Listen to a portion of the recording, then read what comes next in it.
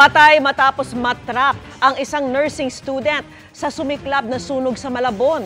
Sumbong ng isang nakaligtas, may pumutok umanong ventilador. At nakatutok si Marisol Abduraman.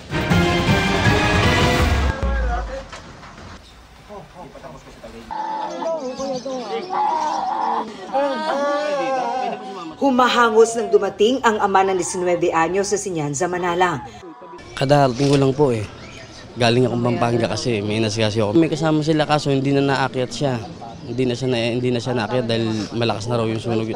Sa taas po natutulog eh. Pero huli na dahil patay na ng ilabas si Nyanza mula sa nasunog nilang bahay sa barangay Tungatog, Malabon. Natagpuan siya malapit sa hagdan ng bahay. Siguro po, medyo paano na siya para labas na. Kwento ng kanyang tiyuhin, alas 7 ng umaga na magsumbong sa kanya ang apong kasama ng biktima noon. Nago.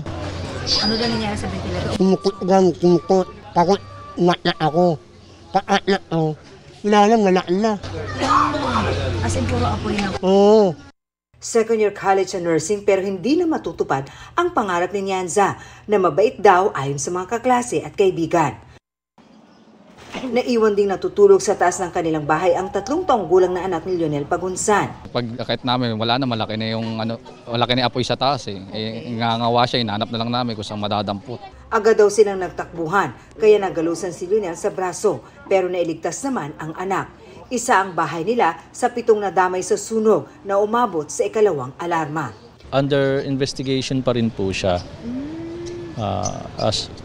Kung ano yung nangyari, kung saan nagmula. Bagamat inaalam pa ng BFP ang sanhi ng sunog, nagpaalala ito sa publiko sa paggamit ng mga appliance. Una na rito ang pag-aayos sa mga electrical wiring.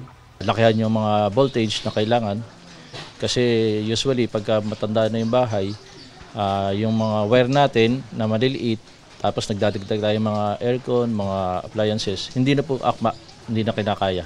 Huwag rin daw hayaang iwanang nakasaksak ang appliance, lalo kung aalis ng bahay.